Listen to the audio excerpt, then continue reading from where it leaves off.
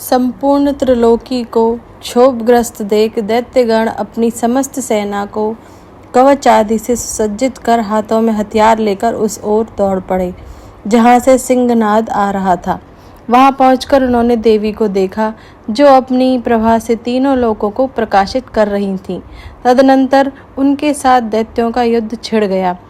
चिक्षुर नामक महान असुर जो महिषासुर का सेना नायक था, वह देवी के साथ युद्ध करने लगा। कुछ दैत्यों ने खड्ग प्रहार करके देवी को आघात करने की कोशिश की, परंतु देवी ने क्रोधित होकर सभी के अस्त्र शस्त्रों को काट डाला। इस प्रकार अपनी सेना का संहार होता देख महिषासुर ने भैंसे का रूप धारण करके देवी के गणों को त्रास देना आरंभ किया। किन्हीं को थूतन से मारकर, किन्हीं के ऊपर खुरों का प्रहार करके, किन्हीं को पूंछ से चोट पहुंचाकर, कुछ को सींगों से विदीर्ण करके वह असुर महादेवी के सिंह को मारने के लिए झपटा। इससे जगदम्बा को बड़ा क्रोध आया और उन्होंने पाश फेंककर उस असुर को बांध लिया।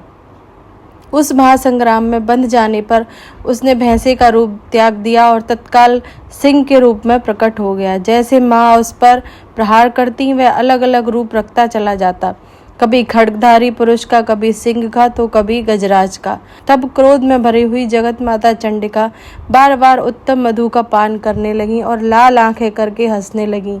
उनका मुख मधु से लाल हो रहा था और वाणी लड़खड़ा रही थी।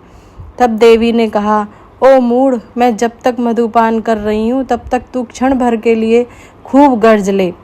मेरे हाथ से यहाँ तेरी मृत्यु हो जाने पर अब शीघ्र देवता भी गर्जना करेंगे। यों कहकर देवी उछली और उस महादैत्य के ऊपर चढ़ गईं।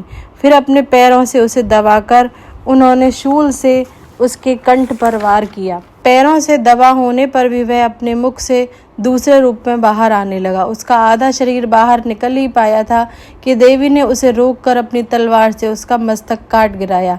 फिर तो हाहाकार करती हुई दैत्यों की सारी सेना भाग खड़ी हुई तथा संपूर्ण देवता अत्यंत प्रसन्न होकर प्रणाम करते हुए गर्दन व कंधे झुकाकर उन मां भगवती की उत्तम वचनों द्वारा स्तुति करने लगे। धन्यवाद।